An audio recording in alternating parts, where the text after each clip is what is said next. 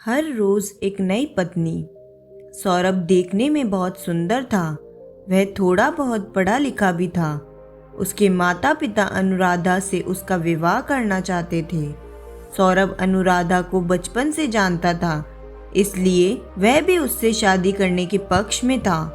उसने यह बात अनुराधा से कई बार बताई भी। एक दिन एक ज्योतिषी ने उसके हाथ की रेखाएं देखकर कहा, शीघ्र ही तुम एक ऊंचे घर के दामाद बनोगे। सौरभ में धनवान बनने की तीव्र इच्छा थी। ज्योतिषी की भविष्यवाणी ने उस पर बहुत प्रभाव डाला। अनुराधा के पिता धनी नहीं थे, इस वजह से सौरभ दुविधा में पड़ गया कि अनुराधा से शादी करूं या नहीं। तब उसके माता पिता ने उसे समझाया, ऊंचे घर का दामाद बनने की इतनी इच्छा है तो तुम्हें पहले खुद को बड़ा बनना होगा। अनुराधा से शादी करोगे तो तुम सुखी रह सकते हो।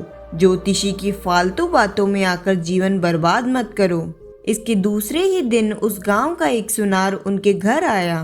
पूरे गांव में वही सबसे बड़ा धनवान था। उसने प्रस्ताव रखा, सौरभ की शादी उसकी बेटी अमृता से की जाए तो वह 3 एकड़ जमीन दहेज में देगा। सौरभ को ज्योतिषी की बातों पर विश्वास हुआ और उसने अपने बचपन के प्यार को लालच में आकर ठुकरा दिया और सुनार की बेटी से विवाह करने का निश्चय किया। अनुराधा को यह बात जानकर बहुत दुख हुआ। उस दिन उसने मंदिर के पास सौरभ को देखा। तब उससे कहा, बचपन से तुम मुझे चाहते हो, पर आप शादी से इनकार कर रहे हो क्योंकि कहीं और शादी करने से तुम्हें दहेज मिलेगा, पर क्या यह उचित है?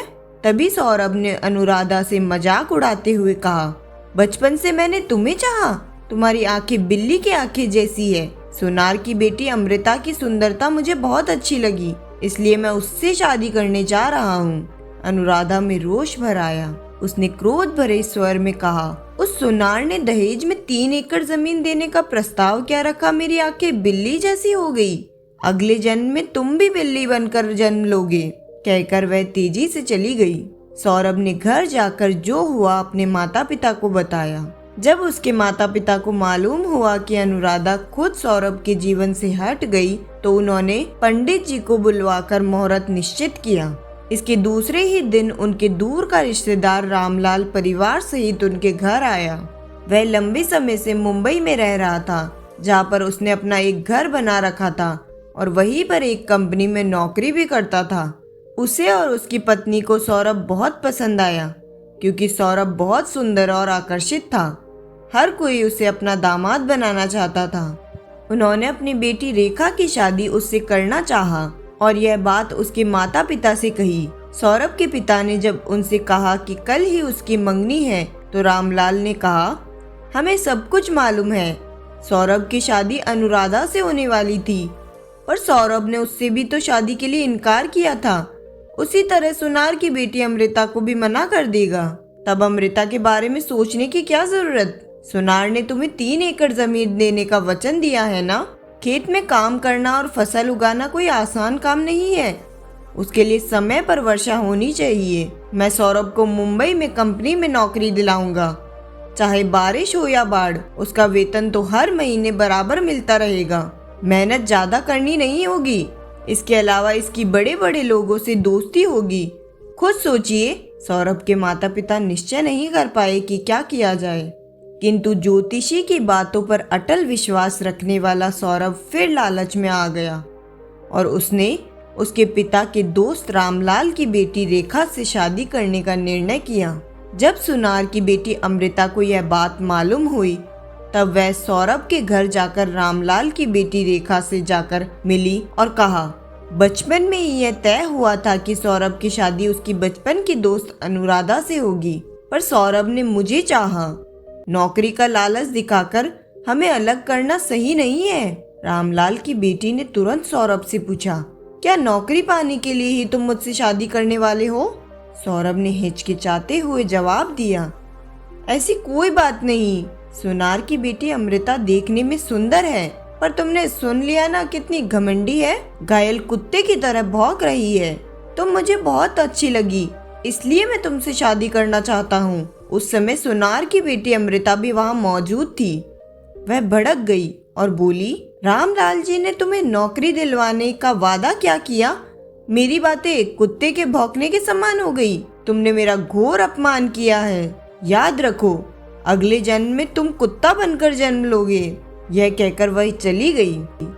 जो हुआ सौरभ की माँ को मालूम हो गया।